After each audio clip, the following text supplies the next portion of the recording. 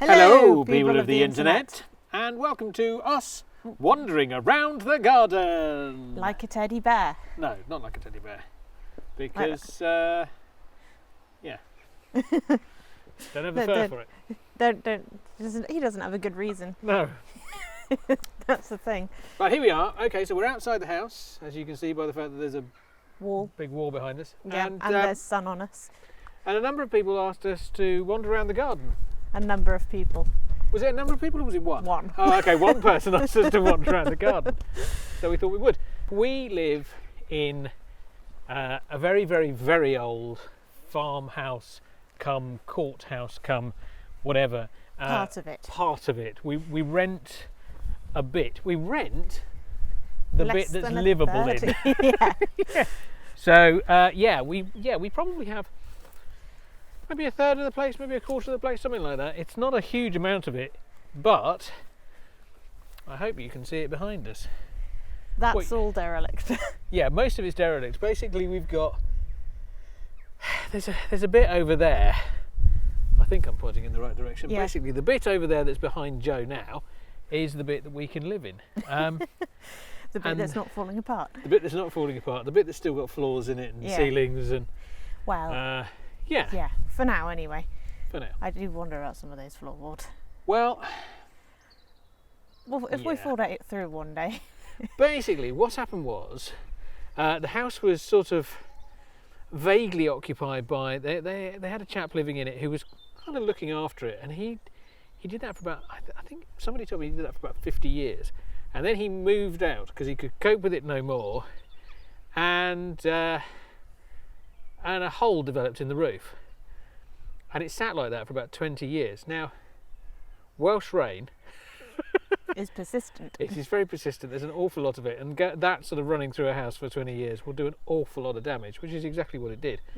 Coupled with all the various scrabbly things. Yes, with lots and lots of animals creating all sorts of other holes and nuisance.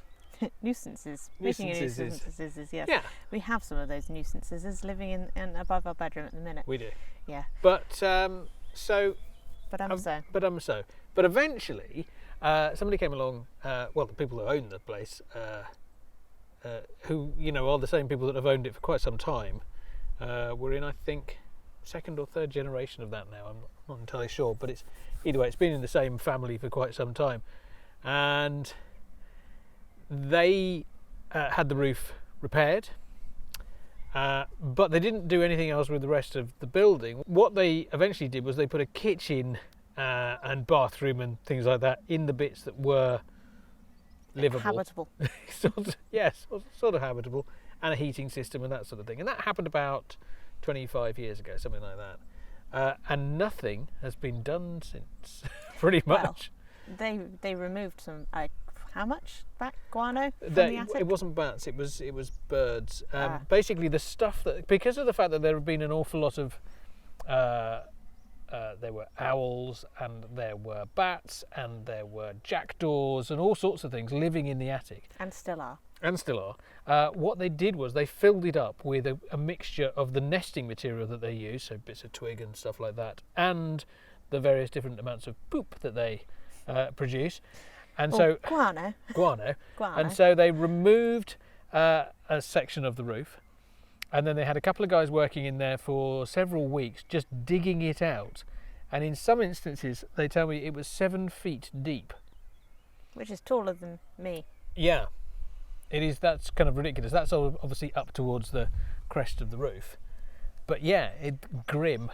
But either way, obviously that was eventually, if you just sort of left it unchecked, was going to bring the whole place down. So they checked it. And I don't know what happened to it, but they shoveled it out into those great big farm trailers that you see, and towed it away and probably put it on a field somewhere, I should imagine. Don't know. I would imagine it's probably absolutely brilliant. Anyway, so we thought... You should imagine it's absolutely brilliant. For fertiliser and stuff like that. Well, yeah. I mean, I know that guano is actually sort of quite prized in places. There are islands that were covered in it that have sort of been sort of mined for the stuff, because it's just so It's so valuable for its nutrient. Well, not nutrients. It's nitrogen, I believe. Yeah. There you Well, go. various things that are in it. Bit of Ian has a guess at science. One day you'll actually know for sure, and won't then look later and go, actually. Yes. Yeah, if I'm wrong. Text may be appearing on the screen now. It might not, because I just might not bother looking it up. I probably will, but will. still. You will. Anywho, regardless of what it's got in it, probably phosphates. Could be. Who knows? Various minerals and or other things. Yes, that sort of stuff. Yeah. Either way, they emptied all that out, and they really didn't do a busting great deal after that, which is fine. Bit of insulation. Yes, there is a little bit of insulation under, above our bit, Yeah. some of that fiberglass stuff. But other than that, nothing. Oh, they painted. Yes. Yeah, And recarpeted. yeah. They put some carpet down, but that's been down for quite some time as well now. Anywho, that's the story of how it ended up sort of in a livable state. So now that was about 25 years ago. So there have been, I think we are the third group of people that have lived in Yeah. it. Most people apparently stay for about 10 years, roughly, give Yeah. or take. We've not been here that long. No, we've been here about 4? 3.5, I think now. I don't know. 3 and a bit. Time is just, Time is slipping away. it's April. It is as you say, April. Prune. July, I don't know. Who knows? Anyway.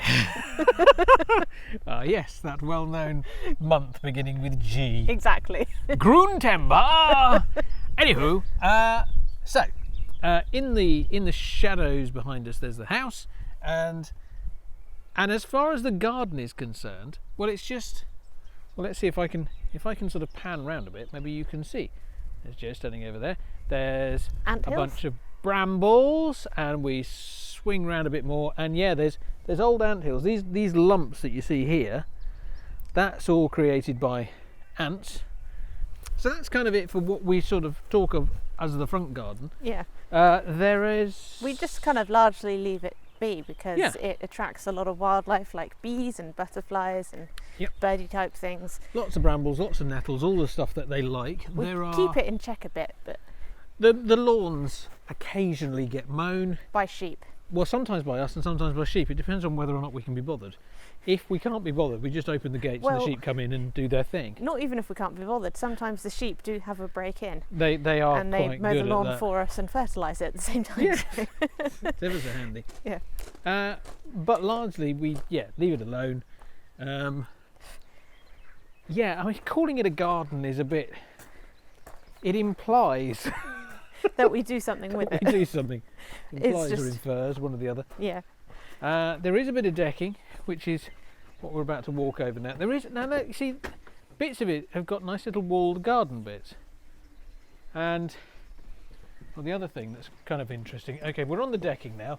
Not that you can particularly see the decking. And there's this bush thing, and there goes a birdie thing. But down here, there's what we kind of lovingly call the Roman baths. I doubt you can see it because it's all very, very dark down here. But that's a nice little trough thing and what have you. When we've been on a muddy walk, it's kind of handy to wash your boots off in there. Yes, it is. You can just dump your boots in there and just pretend that nothing has ever happened. So this is sort of the back garden. It's also kind of walled. Kind of Well, walled. Kind of walled There we because go. a lot of the walls. A Joe for scale. Yeah, let's give you an idea. So this is, there you go, quite a lot of room back here, but largely useless to man or beast. There's some interesting trees. Well, when we say useless, it's because some Well, of we it's don't quite use it. waterlogged. Yes, it does tend to get a bit, as we may have made mention in the past, this is a wet farm. I don't think we have on I'm to sure these we must guys. have, well maybe not, but if No. we haven't made mention before, It's a wet it's farm. a wet farm. One of the things that the farmers keep saying is it's a wet farm. It's a wet running farm. gag now. It has got a bit like that, yeah. It's it doesn't drain particularly quickly. This is And it's quite lumpy. yeah. This is a As very you can see by the undulation of us. yeah. Again, it's a lot of these anthill things that largely have now been deserted, so that they're making other anthills elsewhere. Yes. But as you Last can year they see, came into the kitchen. yes, But as you can see, walls around it. And these, don't know when they are from, probably... You don't know when they are? No, I don't know when they're from. I think sort of 16th, 17th century, something like that. I mean, they're quite old. It's all very historic in nature and what have you.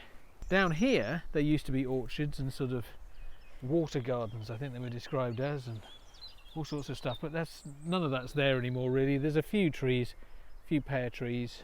This bit here used to be very sort of posh, sort of formal terraced gardens, but what's happened over the centuries is that the topsoil from the fields around has just washed in, and because there are walls surrounding, you know, two sides of it, it's all got a bit stuck, and so whatever exciting things were here is now buried under several feet of topsoil, which chatting to every now and again, somebody comes in and, you know, has to dig something up, a trench for something or other, and I was chatting with a chappie who'd dug some of the drainage systems that go through the place, and he was saying that he'd dug, now then, I think he'd dug 12 feet down in this part of the garden and had hit nothing.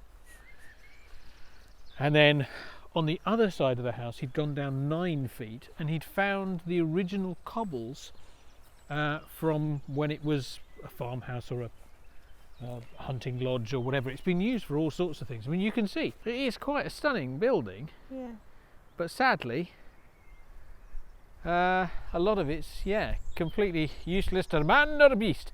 Now, if I move my finger out here, right, okay, so there's a window and there is a window. Now that is the complete extent of what we live in, and all of this down here, all of that is derelict, which is a bit of a shame.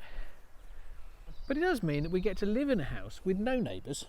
Apart from the wildlife. Yeah, which does sort of make a lot of banging noises, and occasionally lumps of plaster will fall from the ceilings next door and there'll be a big bang and we'll go, ooh. What was that? Quite often in what's happening now? Is it something we need to worry about? No, Yeah. it's next door. But yeah, I think I prefer the animal noises and the occasional falling down of next door to human noises. Certainly better than human noises, I think. What the wildlife think of us, I don't know. That's a good point. Never asked them. No. They couldn't tell us. No. The squirrels liked us a couple of years ago because we were putting out nuts for the birds, but the birds weren't getting a look in, so Yeah. they used to come and knock on the windows to say, excuse me, the bird feeder's empty. And then we got to the point where we ran out of peanuts and the price of peanuts skyrocketed, and we thought we're not buying any more just to feed the squirrels. And so anytime I had a really hot cuppa on my lap, a squirrel would launch itself at the window and I would douse myself in boiling hot liquid, which was fun. Yeah. How they knew that you just made yourself a cuppa, I I don't know. Yes, it doesn't really make for an enormous walk wandering around the garden, but we do tend to do this quite frequently. It'll be our, you know, if we don't have the time to go up the drive, we'll come out and wander around and go, ooh, look, something exciting has occurred. Just Never to has. get our eyes working again. Yeah. Brain clear, that kind of thing. We're now in kind of the wet bit, this bit behind us where these trees are. I am reasonably confident that at some point there might have been a pond there, or there might not. It's kind of a swamp now. Yeah, it's very, very wet and it's very, very flat, which makes me think maybe. Maybe. And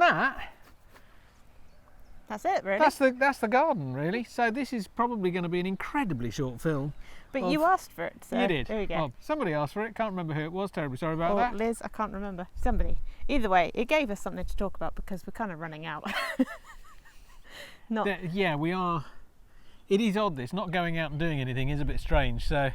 Yeah, we kind of think about it every now and again, but I don't miss the outside world. No, I mean if you are, you know, stuck somewhere where you're really stuck inside all the time, hopefully these little films of ours can give you a glimpse of the outside world that you're not getting if you're stuck in an apartment or a flat or whatever. Yeah, and if you are, let us know in the comments. Have a chat. Yes. So if you like listening to us, you might like talking to us. You never know. You never know, you like. Anyway, we will be seeing you the next time we put one of these daft things up. So yeah. Stay safe, stay sane, and see you next time. Oh yeah, stay inside. TTFN.